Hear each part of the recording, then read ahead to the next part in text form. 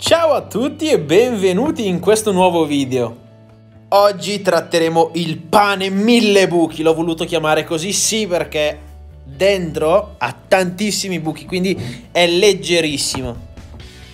Per questa ricetta avrete bisogno di farina, in questo caso userò la linea primitiva tipo 1 da 300 W di Molino Pasini. In descrizione avete il link per andare a comprarla. Acqua, lievito madre liquido. Se non avete visto il video, ho fatto precedentemente un video che spiego come mantenerlo e come crearlo da zero, e sale. Per questo tipo di impasto userò una tecnica americana che viene chiamata autolisi, cioè il mettere a contatto acqua, farina e lievito madre per 3 ore senza aver bisogno di impastarlo. Ok, perfetto. Ora state guardando la creazione dell'autolisi, quindi ho sciolto il lievito madre maturo preso al raddoppio con l'acqua a 25 gradi e miscelato. Una volta che è sciolto il lievito nell'acqua, inserisco la farina.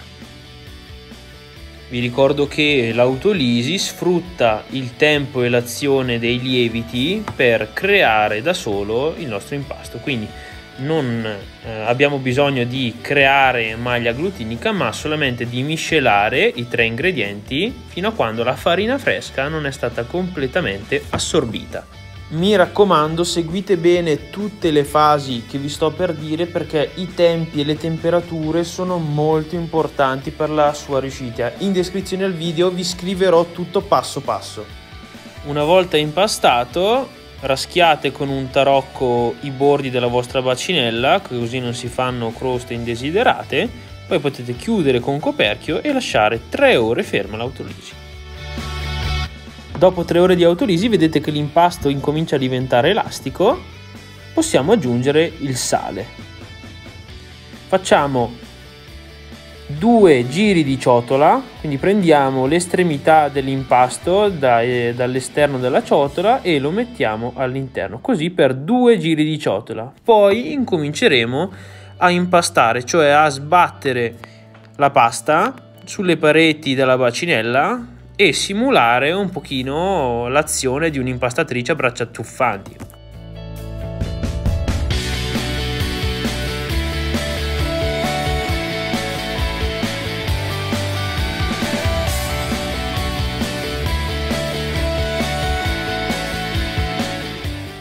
Questo processo di impastamento dura proprio 2-3 minuti, dopodiché lo lasciate fermo coperto, sempre a 25 gradi per 1 ora e mezza.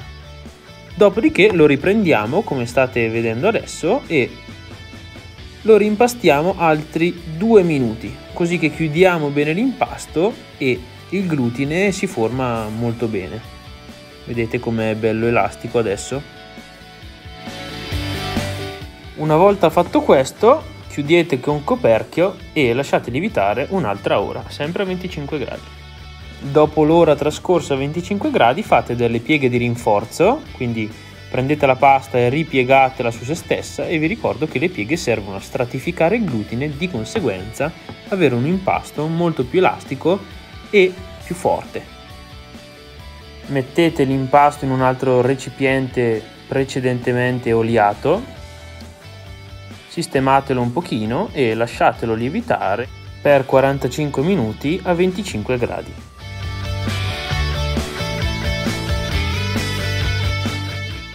Dopo questo dobbiamo fare delle altre pieghe di rinforzo, appunto per far sì che la pagnotta resti bene sostenuta e non perda la forma durante la fase di lievitazione. Quindi fate le pieghe di rinforzo e aspettate altri 45 minuti a 25 gradi.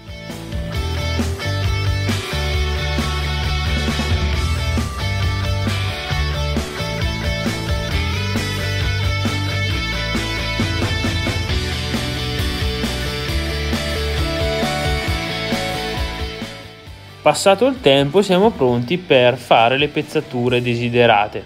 Nella ricetta che vi darò vi uscirà una pagnotta da 900-950 grammi. Quindi infarinate bene solamente la parte sopra della massa, che poi, come vedete adesso, la giro perché sennò la farina entra nella pagnotta e avreste dei problemi in fase di cottura che sbolla troppo, e chiudete tutti i lembi verso il centro, quindi con una mano tenete fermi tutti i lembi e invece l'altra mano vi porta i lembi nella vostra mano. Io ho fatto il doppio della dose, quindi vi faccio rivedere come chiudo anche questa pagnotta e vi ricordo sempre che la ricetta completa ve la scrivo in descrizione, così avete tutto segnato e tutto scritto.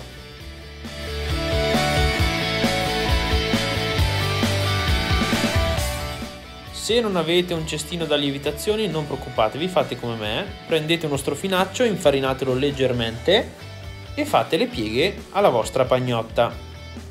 Attenzione, molto importante, non fate entrare farina dentro la pagnotta, solo all'esterno deve essere la farina.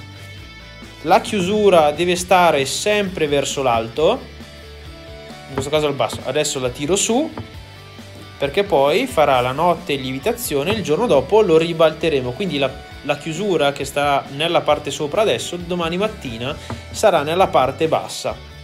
Adesso vi faccio vedere quest'altro tipo di chiusura che secondo me è molto valida anche questa. Chiudere i lembi a destra e a sinistra e poi dall'alto chiudere verso il basso. Ricordatevi sempre di chiudere bene la pagnotta da tutti i lati, sia sopra che sotto, destra e sinistra, così che non vi entri nessun tipo di farina dentro la pagnotta e sia completamente sigillata. Chiusura verso l'alto, mettiamo in un recipiente rettangolare chiuso con coperchio in frigorifero per 12 ore minimo, massimo 18 ore. Il giorno dopo cuoceremo il pane direttamente da frigorifero, quindi tirata fuori la nostra scatola dal frigo, ribaltato su dei fogli di carta da forno che io ho già pre-ritagliato in base alla dimensione del pane. Questo ve lo consiglio molto perché con il pezzettino di carta da forno sotto riuscite a manovrare il pane, a spostarlo e anche a metterlo nel forno molto facilmente. Con una spatola aiutatevi a togliere se c'è della farina in eccesso e tagliate il vostro pane. In questo caso coltello a 45 gradi e vado a incidere il pane. E ora passiamo alla cottura. Ho preriscaldato una teglia grande di acciaio che farà da coperchio. Inserisco il pane in una teglia già ben calda a 240 gradi e metto sopra il coperchio. Questo farà sì che si crei del vapore interno automaticamente, quindi non c'è vapore all'interno della camera e questo farà sì che il pane si apra benissimo senza il vapore che voi mettete dall'esterno, quindi è solamente il vapore naturale del pane che fa da ricircolo di vapore interno alla camera.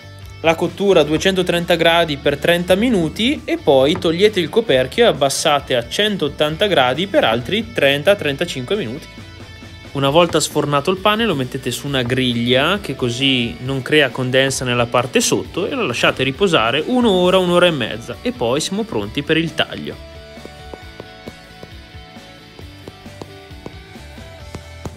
Shh, sentite un po'.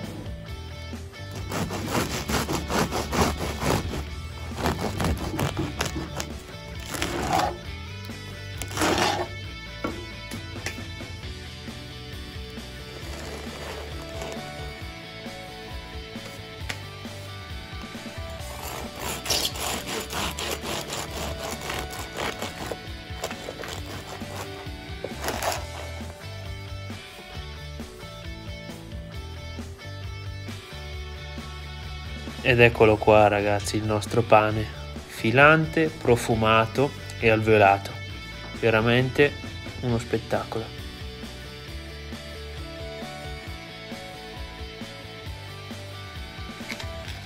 A colazione la mattina pane e olio, una colazione da campioni.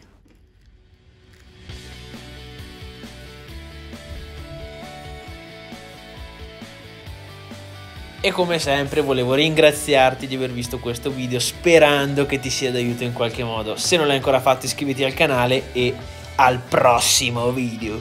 Ciao!